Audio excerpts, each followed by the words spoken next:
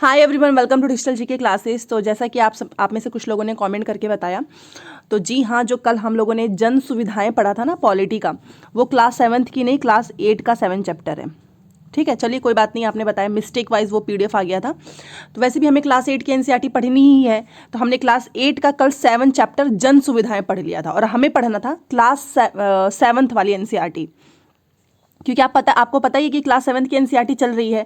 Total 8 chapter हैं, जिसमें से आज हमारा 7वां चैप्टर हमारे आसपास के बाजार, ये मुझे कल आपको पढ़ाना था, बट इसकी जगह पे मैंने 7th चैप्टर तो पढ़ाया, बट वो क्लास 8 की थी। तो चलो कोई बात नहीं, हमने क्लास 8 का पढ़ ही लिया है, तो उसमें भी 8 चैप्टर हैं, तो उसमें अब आपको केवल 7 ही चैप्टर पढ़ने होंगे, 7 दिन में खत्म हो जाएगा। और ये आज हम पढ़ रहे हैं। तो कल आपका संडे है, तो कल देखती हूँ या तो कल प्रीवियस ईयर क्वेश्चंस किया जाएगा पैडागोजी वाले, या तो इसी को कंप्लीट करा देंगे, जैसा भी आप बताएं, कमेंट करके बता दीजिएगा।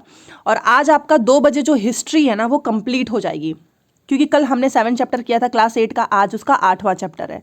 और कल जो हम लोगों ने पढ़ा था ना सामाजिक सुधारक आंदोलन के बारे में, उसके बाद का आज का जो चैप्टर है बहुत इंपॉर्टेंट है, क्लास मिस मत करना, हिस्ट्री का बहुत ज़्यादा इंपॉर्टेंट है आप सभी के लिए। वहाँ से क्वेश्चन पूछा जाएगा, क्योंकि आज उसका आखिरी है। आपका हिस्ट्री, आपका ज्योग्राफी कंप्लीट हो चुका है, अब आपका पॉलिटी 7 दिन में ये भी कंप्लीट। तो आप देख सकते हैं पूरी एनसीईआरटी पढ़ लिए। इसके बाद से हम स्टार्ट करेंगे दोबारा से रिवीजन, वो भी शॉर्ट नोट्स में। ठीक है, तो चलिए, आप सभी का दिल से धन्यवाद, जितने लोग भी लाइक शेयर सब्सक्राइब कर लेते हैं और आप लोग कमेंट करके बताते हो। आप सभी के मैसेज भी मैं पढ़ती हूँ, तभी जाकर मुझे पता चला कि कल हम लोगों ने क्लास 8 का पढ़ लिया था। तो आज का वैसे मैं एक चीज़ बोलना चाहूँगी, ये टॉपिक पूछता जरूर है कि साप्ताहिक बाजार क्या होता है, किसको ज़्यादा फायदा होता है, बट उतना मतलब टफ नहीं है। आप एक बार बस इसको पढ़िएगा, बस दैट्स इट, आपको भूलेगा ही नहीं। जैसे कि हमारे आसपास के बाजार, सभी के पास आपने देखा होगा, किसी के यहाँ मंगल का बाजार लगता है, किसी के यहाँ बुध का लगता है। तो वही इसमें बता रहा है इस चैप्टर में कि कितने टाइप्स के बाजार होते हैं। जैसे कि आप यहाँ पर देख सकते हो, ये देखिए फोटो के माध्यम से, खाने पीने का दुकान, पहनने का, ज्वेलरी का, हर चीज़ का शॉप होता है। जैसे कि साप्ताहिक बाजार लगता है, तो यही क्वेश्चन पूछता है कि साप्ताहिक बाजार क्या होता है, इसका नाम ये क्यों पड़ा है। तो इसको इसलिए कहते हैं क्योंकि ये सप्ताह के किसी एक निश्चित दिन लगता है। जैसे कि आप जहाँ पे रह रहे होंगे, वहाँ पे कहीं पे संडे को लगता है, कहीं मंडे को लगता है, हर जगह का डेट फिक्स होता है, इसीलिए इसको कहते हैं। और ये जो है ना, रोज़ खुलने वाली दुकानें नहीं होती हैं। जैसे कि मंगल का जो बाजार लगता है, क्या वो रोज़ लगता है? नहीं, वो एक दिन लगता है। और ये ऐसा बाजार होता है ना कि ये लोग सुबह से लगाना स्टार्ट करते हैं, शाम तक समेट भी लेते हैं, शाम तक इनकी बिक्री हो जाती है। और यहाँ पर क्या होता है ना कि आपकी मतलब आपको हर चीज़ मिल जाएगी, चाहे सब्जी से लेके खाना पीना, पहनने वाला, सब कुछ मिल जाएगा। और देश भर में ऐसे बाजारें लगते हैं, हर जगह लगता है। साप्ताहिक बाजारों में बहुत सारी, और हाँ, ये इसलिए भी क्योंकि देखो इसमें क्या होता है ना कि सस्ते दामों पर मिलती है। आपने देखा होगा बहुत ज़्यादा भीड़ होती है, और ये पक्की दुकानें नहीं होती। यही पूछता है कि क्या साप्ताहिक बाजारें, अब जिसको नहीं पता होगा साप्ताहिक बाजार, वो सोचेगा यार पक्की वाली, नहीं, ये पक्की नहीं होती है। ये क्या होता है, कहीं आपने देखा होगा ना रोड के किनारे, ये देखिए फोटो, ये देखिए, ऐसे ही बिछा लेंगे, बेचने लगेंगे, तो क्या ये पक्की दुकान है? नहीं, ये पक्की दुकान नहीं है। तो ऐसा इसलिए क्योंकि जो पक्की दुकानें होती हैं, उन्हें अपनी दुकानों के कई तरह के खर्चे जोड़ने होते हैं। ठीक है, जैसे कि आप मॉल में जाइए, शोरूम में जाइए, वो अपना इलेक्ट्रिसिटी का बिल, एसी का बिल, हर चीज़ का बिल जोड़ लेते हैं। रेंट जो वहाँ का इतना महंगा आता है, तो वो सब कुछ जोड़ जाड़ के आपके कपड़े में लगा दिया जाता है, इसलिए वो इतने महंगे मिलते हैं। अदरवाइज वो देखो कि वो बहुत ज़्यादा फैंसी नहीं होता है, बट वो जो हमको साप्ताहिक बाजारों में जो चीज़ें मिलती हैं वो सस्ती होती है, क्योंकि वहाँ पे ये सारे खर्चा नहीं जोड़ा जाता है। ठीक है, उन्हें दुकानों का किराया, बिजली का बिल, सरकारी शुल्क आदि देना पड़ता है, अभी जो मैंने आपको बताया, प्लस वो जो कर्मचारी रखे उनको भी तो सैलरी देनी है। इसीलिए साप्ताहिक बाजार वाली जो चीज़ें होती हैं उसको दुकानदार अपने घरों में ही जमा करके रखते हैं, और इन दुकानदारों के घर के लोग अक्सर इनकी सहायता करते हैं, जिससे इन्हें अलग से कर्मचारी नहीं रखने पड़ते साप्ताहिक बाजार में। ठीक है, आपने देखा होगा साप्ताहिक बाजार में एक घर के 2-3 लोग मिलकर लगा लेते हैं। साप्ताहिक बाजार में आपको एक ही तरह के सामानों के लिए कई दुकानें होती हैं, और हाँ, इसमें यह है कि कंपटीशन रहता है। 10 तरीके की साड़ियों की दुकान मिलेंगे, तो कोई सस्ता में बेचेगा, कोई महंगा में बेचेगा, तो इस तरीके से इनमें भी आपको, और हाँ, यहाँ पे आप मोल तोल भी कम करवा सकते हैं, बट शोरूम में जाइए, 2000 बोल दिया तो 2000 का ही मिलेगा। ठीक है, बाकी साप्ताहिक बाजारों का फ़ायदा ये भी होता है कि आपको, मैंने अभी बताना कि ज़रूरत का सामान आपको एक ही जगह पर मिल जाएगा। सब्जी, कपड़े से लेकर किराना का सामान, बर्तन, सब कुछ। अलग अलग तरह के सामान के लिए अलग अलग क्षेत्रों में जाने की ज़रूरत भी नहीं होती है आपको। लोग अक्सर उन बाज़ारों में जाना पसंद करते हैं जहाँ पे ऑप्शंस बहुत ज़्यादा हों, जैसे कि आपको यहाँ पर मिलेगा। तो ये हो गया साप्ताहिक बाजार। तो देख रहे हो आप, आज हम बाजार के बारे में ही तो पढ़ रहे हैं। एक हो गया साप्ताहिक बाजार, एक होता है मोहल्ले की दुकानें। आज मोहल्ले में भी तो बहुत सारी दुकानें होती हैं। तो हमने देखा है कि साप्ताहिक बाजार में हमें कई तरह का सामान उपलब्ध करवाते हैं और हम अन्य तरह के बाज़ारों से भी सामान खरीदते हैं। तो ये जो मोहल्ले की दुकानें होती हैं, ये कैसी होती हैं? तो बहुत सारी देखा होगा आपके मोहल्ले में छोटी छोटी लोग दुकानें लगाए रहते हैं।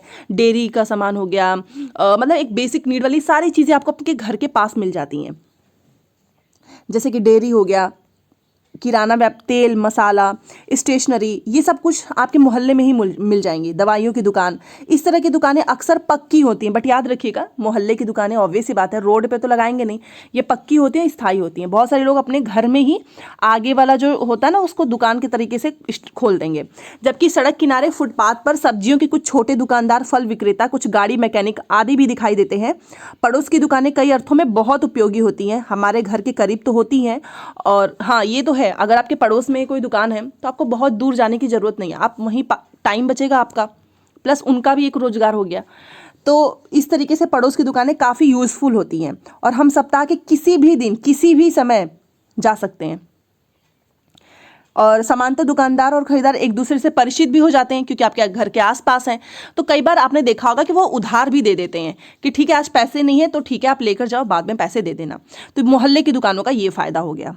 तो आप देख सकते हो कि कितना ईजी ये है, 10 से 15 मिनट में ख़त्म हो जाएगा। अब ये देखिए, शॉपिंग कॉम्प्लेक्स, मॉल। आज के समय में कौन नहीं जाता है मॉल में? ठीक है, ब्रांडेड कपड़े खरीदना हो, मूवी देखना हो, कुछ खाना पीना हो, लोग मॉल में जाते हैं। बाहर रोड पे बार्गेनिंग करा लेंगे, 2 से 1 रुपये छोड़ दो, 2 रुपये छोड़ दो।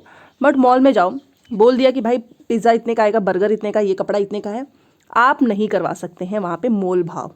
ठीक है, शॉपिंग कॉम्प्लेक्स बहुत महंगा है।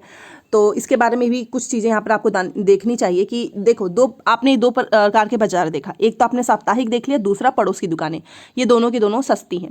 अब बहुत सारे भाई बाजार होते हैं, जैसे कि हम जिसे शॉपिंग कॉम्प्लेक्स बोलते हैं। और कुछ शहरी इलाकों में आपने देखा होगा बहुत ही बहुमंजिला वातानुकूलित दुकानें भी आपने देखी होगी, मतलब मल्टी स्टोरी। ठीक है, जिनकी अलग अलग मंजिलों पर आपने देखा होगा। कहीं पे जो है आपको टेक्नोलॉजी से रिलेटेड सामान मिल जाएगा, कहीं पर आपको कपड़े, कहीं पे ज्वेलरी, खाने का कॉम्प्लेक्स, इस तरीके से बहुमंजिला भी होती हैं। तो इन्हें ही तो मॉल कहा जाता है। इन शहरी दुकानों में आपको बड़ी बड़ी कंपनियों के ब्रांडेड सामान मिलेंगे। जितने भी ब्रांडेड कपड़े होंगे वो सब यहाँ पर आपको मिलेगा।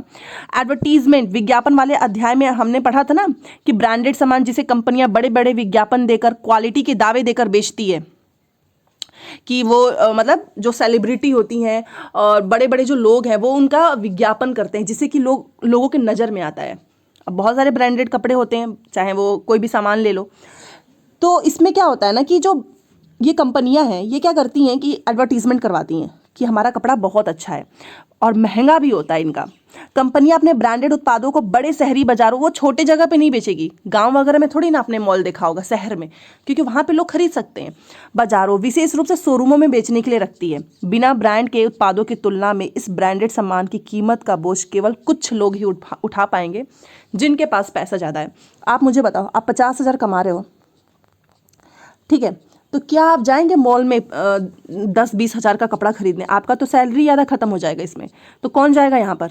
जिसकी आमदनी बहुत है, जो लाखों करोड़ों में है, एक महीने का नहीं, साल का भी। मान लीजिए जो महीने का 10-15 लाख कमा रहा है वो आराम से जा सकता है। तो ये बेसिकली बताया जा रहा है कि ये काफ़ी महंगा होता है और इनको भी पता है कि किस लोगों के लिए बना रहे हैं, क्योंकि जो जिनके पास पैसा है वो खरीदेंगे भी, ऑब्वियस ही बात है। तो ये हो गया आपका शॉपिंग कॉम्प्लेक्स। अब बाज़ारों की श्रृंखला में आपने देखा कि हमने बाज़ारों के बारे में पढ़ा, तो दुकानदार जो है अपनी दुकानों के लिए आखिर में ये लोग सामान कहाँ से लेकर आते हैं, कहाँ से ये लोग, साप्ताहिक बाज़ार हो चाहे शॉपिंग कॉम्प्लेक्स हो। तो देखो, इसके लिए सामानों का उत्पादन कारखाने चाहे खेतों और घरों में होता है, लेकिन हम कारखानों और खेतों से सीधे सामान नहीं खरीदते हैं। अब ऐसा तो नहीं है ना कि आपको चावल चाहिए तो आप सीधे चले जाएंगे खेत में या कारखाने में, आप उसको किससे लेंगे? दुकानदार से। तो इसका मतलब बीच में कोई ना कोई होगा। तो चीज़ों का उत्पादन करने वाले भी हमें कम मात्रा में, जैसे कि 1 किलो सब्जी या 1 प्लास्टिक कप आदि बेचने में रुचि नहीं रखेंगे, क्योंकि आपको थोड़ी बहुत चीज़ें लेनी है, वो आपको बेचेगा भी नहीं। वे लोग क्या करते हैं, जो वस्तु के उत्पादक और वस्तु के उपभोक्ता के बीच में होते हैं, उनको कहा जाता है व्यापारी। ये क्या करते हैं, पहले थोक व्यापारी बड़ी मात्रा में सामान खरीद लेता है, फिर वो सब्जियों का थोक व्यापारी को कुछ किलो सब्जी नहीं खरीदता, बल्कि वह बड़ी मात्रा में 25 से 100 किलो तक सब्जियां खरीद लेता है। इन्हें वो क्या करता है, दूसरे व्यापारियों को बेचता है। और यहाँ खरीदने वाले और बेचने वाले दोनों ही व्यापारी होता है। जो खरीदा वो भी व्यापारी है, जो बेचेगा वो भी व्यापारी है। तो बीच में होते हैं व्यापारी। व्यापारियों की लंबी श्रृंखला का जो अंतिम व्यापारी, जो अंततः वस्तु उपभोक्ता को बेचता है, खुदरा या फुटकर, वो भी व्यापारी ही कहलाएगा। तो यह वही दुकानदार होता है जो कि हमारे आसपास के दुकान, जैसे कि आपके आसपास देखा होगा आपने, छोटी छोटी वो लोग शॉप खोले होते हैं, तो वो क्या करते हैं, जाते हैं व्यापारी से खरीद के लेकर आते हैं, वो भी व्यापारी है। और वो बेचा जिसको, मान लो मैंने खरीदा, जिसे खरीदा है वो तो व्यापारी है, मैं भी तो व्यापारी हूँ। अब मैं क्या करूँगी कि वो सामान लेकर आऊँगी और अपने दुकान में लगा दूँगी, छोटी मोटी चीज़ें। तो वो आपके आसपास की जो दुकानें हैं, चाहे जो साप्ताहिक बाजार है या फिर शॉपिंग कॉम्प्लेक्स में सामान बेचता मिलता है, वो सब क्या है, दुकानदार ही तो हैं। ठीक है, तो ये वही दुकानदार होता है जो आपको अपने पड़ोस की दुकानें, साप्ताहिक बाजार या फिर शॉपिंग कॉम्प्लेक्स के में सामान बेचता मिलता है। अब मॉल में आपने देखा होगा एक दुकान नहीं होती, बहुत सारी दुकानें होती हैं, तो ये वही सारे दुकानदार होते हैं। आपने देखा होगा हर एक ब्रांड का अलग से वहाँ पे रहेगा, चाहे वो कपड़ों का हो, चाहे वो शूज़ का हो, चाहे वो ज्वेलरी का हो, चाहे वो खाने पीने का हो, सबका एक अलग अलग शॉप होता है। तो इसके बीच में कौन है, व्यापारी है। क्योंकि आप डायरेक्ट नहीं जाएंगे फैक्ट्री में या फिर खेत में कि मुझे ये आटा खरीदना है, वो आप लोग किससे लोगे, दुकानदार से लोगे। ओके, तो ये सारी चीज़ें हमने समझी। अब हम शहर में थोक बाजार का, देखो शहर में क्या होता है, थोक बाजार का क्षेत्र होता है, यहाँ वस्तुएं पहले पहुँचती हैं और यहीं से अन्य व्यापारी, जैसे कि सब्जी मंडी आपने देखा होगा, और जहाँ पे 10-10 किलो 20-20 किलो, वहाँ पे आपको 1 किलो आलू नहीं दिया जाएगा। वहाँ से कौन जाएगा, वो व्यापारी जाते हैं, वहाँ पे जाएंगे, थोक के भाव में लेकर आएंगे, फिर वो उसको बेचेंगे। तो सड़क किनारे की दुकान का छोटा व्यापारी, जिसके बारे में हमने पढ़ा, या बड़ी संख्या में प्लास्टिक का सामान शहर, ये सब क्या करते हैं, थोक व्यापारी से खरीदते हैं। सभी लोग जितने भी सब्जी वाले हैं सब थोक व्यापारी से खरीदते हैं। हो सकता है कि वह बड़ा व्यापारी अपने से भी बड़े थोक व्यापारी से स्वयं सामान खरीदता हो, ये भी हो सकता है। शहर का जो बड़ा थोक व्यापारी प्लास्टिक का यह सामान कारखाने से खरीदता है और उन्हें बड़े गोदामों में रहता है। तो ये एक चेन बनी हुई है, बाजार की एक श्रृंखला बनती है। जब हम एक सामान खरीदते हैं तब हम यह ध्यान नहीं देते हैं कि वह सामान किस किस के पास सफ़र करता हुआ हम तक पहुँचता है। मतलब हम ऐसा सोचते नहीं कि ये जो हमने सब्जी खरीदी है, इसको पहले किसने खरीदा होगा, कहाँ से आया होगा। इसके बीच में एक बहुत बड़ी चेन होती है। ठीक है, तो ये है। और अभी तो बाज़ार हमारे घर में ही आ चुका है, इंटरनेट के माध्यम से आप घर बैठे किसी भी, बहुत सारे ऐप आ चुके हैं, आपने देखा होगा, वहाँ से आप घर बैठे आपको जो चाहिए, चाहे वो कपड़ा हो, सब्जी, इवन दूध हो गया, कोकोनट वाटर, क्या नहीं मिलेगा घर बैठे इंटरनेट बैंकिंग की वजह से। तो हमारे घर में भी तो बाज़ार आ चुका है, अब हम बाहर जाना ही नहीं चाहते हैं। बहुत सारे ऐसे लोग हैं जो घर में ही रहते हैं, सब्जी उनको चाहिए सब्जी मंगा लेंगे, दूध चाहिए दूध मंगा लेंगे। तो ये हो चुका है हमारे घर में बाज़ार, जैसा कि आप देख सकते हो कि शहरी क्षेत्रों के लोग इंटरनेट के जरिए घर से बाहर कदम रखे बिना ही बाजार में एंट्री कर लेते हैं। आपको जो चीज़ें चाहिए आप घर में सर्च कीजिए, आपको मिल जाएगा। हाँ, पैसे तो देने ही होंगे। तो ये सारी चीज़ें हो गई। तो आपने देखा कि इसमें हर जगह पे, चाहे बाज़ार हमें सीधे तौर पर दिखाई देते हैं कि कुछ बाज़ार होते हैं जिनके बारे में जानकारी हमें कम होती है, क्योंकि यहाँ बिकने और खरीदे जाने वाली चीज़ें हम सीधे प्रयोग नहीं करते हैं। जैसे कि एक किसान है, अब वो क्या करेगा, अपनी फसल की पैदावार बढ़ाने के लिए कुछ खाद उर्वरक का इस्तेमाल करता है। ये उर्वरक वह शहर की कुछ खास दुकानों से खरीदेगा, जहाँ खाद के कारखानों से जो है पूरा माल मंगाया जाता है। एक कार के कारखाने के द्वारा इंजन, गियर्स, पेट्रोल, मतलब ये बताया जा रहा है कि हमें इनके बारे में जानकारी नहीं है, क्योंकि हम इसका सीधा प्रयोग नहीं करते हैं। चाहे कारखाने में आप इंजन, गियर्स के बारे में देखें, अलग अलग कारखानों से खरीदे जाते हैं, परंतु इन सबसे बेखबर हम कार के शोरूम में अंतिम उत्पाद कार को ही देखते हैं। अब जैसे आप कार खरीदने गए, तो आपने कार खरीदने गए तो आप सीधे ये थोड़ी ना देखने जाओगे कि चलो देखते हैं कि यहाँ पे इसका इंजन कहाँ पे बना है, गियर्स कहाँ पे बना है, पहिया कहाँ से बना, नहीं। आप सीधे शोरूम में जाएंगे और सीधे कार देखेंगे, पसंद आ जाएगा, खरीद के लेकर चले आएंगे। ठीक है, बट आपने ये नहीं, हम ये सारी चीज़ें नहीं देख पाते हैं कि ये कहाँ से बना है, किस तरीके से बना है, क्योंकि ये हमारे सीधे प्रयोग में नहीं है। हमारे प्रयोग में क्या है कि भाई हमको कार चलाना है, कार खरीदना है, चलो शोरूम चलते हैं। ठीक है, बाजार और समानता। तो इस अध्याय में हमने आसपास के कुछ बाजारों पे नज़र डाली, साप्ताहिक बाजार हो चाहे वो शॉपिंग कॉम्प्लेक्स हो। ठीक है, यहाँ पर लिखा भी हुआ है, इनके बारे में हमने देखा। इन दोनों दुकानदारों में बड़ा अंतर है। एक छोटी पूंजी से व्यवसाय करने वाला दुकानदार है, जबकि दूसरा अपने दुकान के लिए बड़ी पूंजी खर्च कर सकता है। सोचिए, इन दोनों अंतर को समझना। साप्ताहिक बाजार और शॉपिंग कॉम्प्लेक्स में क्या अंतर है? एक ही तो अंतर है ना कि एक छोटी पूंजी से क्या कर रहा है वो, मतलब पैसे, छोटी पूंजी लगाई, व्यवसाय करने वाला एक दुकानदार है कि चलो मैंने अपना दुकान खोला है। जबकि दूसरा क्या किया, अपनी दुकान के लिए, मान लो मेरा दुकान है तो बड़ी पूंजी खर्च कर सकता है। क्यों? इनकी ये देखिए शॉपिंग कॉम्प्लेक्स, इनकी आमदनी भी तो अलग अलग होती है। जिसके पास जितना पैसा होगा वो उतना खर्च करेगा। ये देखिए, ये जो मॉल ब्रांडेड, और यहाँ पर बहुत महंगी वस्तुएं मिलेंगी, सस्ती वस्तु नहीं मिलेगी यहाँ पर। ठीक है, तो इस तरीके से ये दोनों का जो है अलग अलग होता है। साप्ताहिक बाजार का छोटा दुकानदार शॉपिंग कॉम्प्लेक्स के व्यापारी की तुलना में बहुत कम लाभ कमा पाता है, क्योंकि उनकी चीज़ें सस्ती होती हैं। इसी तरह खरीदारों की भी अलग अलग स्थितियां हैं। ऐसे बहुत से लोग हैं जो सबसे सस्ता मिलने वाला सामान भी खरीद पाने की स्थिति में नहीं है, जबकि दूसरी ओर लोग मॉल में महंगी खरीदारी करने में बिजी हैं। इस तरह कुछ हद तक अन्य कारणों के अलावा हमारी आर्थिक स्थिति यही तय करती है कि हम किन बाजारों में खरीदार या दुकानदार हो सकते हैं। कि अगर आपके पास, आप पैसा अच्छा कमाते हैं, अब जाइए मॉल में, वहाँ से खरीद लीजिए। और आपकी आमदनी नहीं उतनी ठीक है तो आप साप्ताहिक बाजार में भी जाकर खरीद सकते हैं। ठीक है, तो हमने सामान के उत्पादन से लेकर हम तक पहुंचने से बनने वाली जो बाजार की चेन है उसको समझा। इस श्रृंखला से यह संभव होता है कि एक जगह उत्पादित होने वाला सामान लोगों के लिए हर जगह उपलब्ध हो जाए। वस्तुओं के बिकने से वस्तुओं का उत्पादन सीधे जुड़ा होता है। ठीक है, बनी हुई चीज़ों को बिकने से ही लोगों को रोजगार मिलता है और उत्पादन भी बढ़ाया जाता है। तो ये सारी चीज़ें आपने देखा इसमें।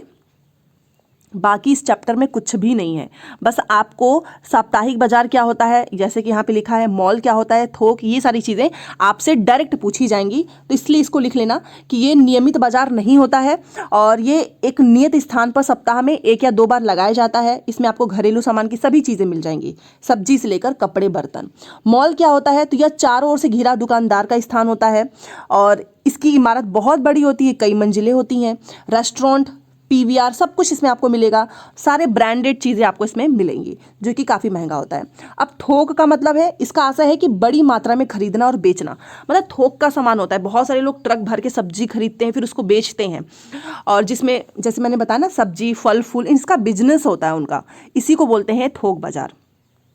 बाजार का श्रृंखला क्या होता है, तो ये बाजारों की एक चेन होती है जो एक दूसरे से जुड़ी होती है। एक व्यापारी दूसरे से खरीदेगा, उससे कोई तीसरा खरीदेगा। आपको नहीं पता है कि इसका एंड कहाँ पे है। ठीक है, अभी आप जिससे सामान लेकर आए हैं वो भी किसी और से लेकर आया होगा, क्योंकि उत्पाद एक बाजार से होते हुए दूसरे बाजार में पहुंचते हैं।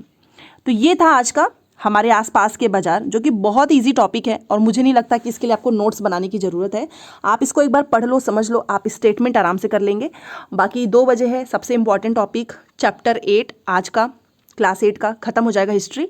एंड कल आप मुझे बताओ क्या हम प्रीवियस ईयर क्वेश्चंस करें, पैडागॉजी करें या फिर कुछ दूसरा, आप मुझे प्लीज़ बताना।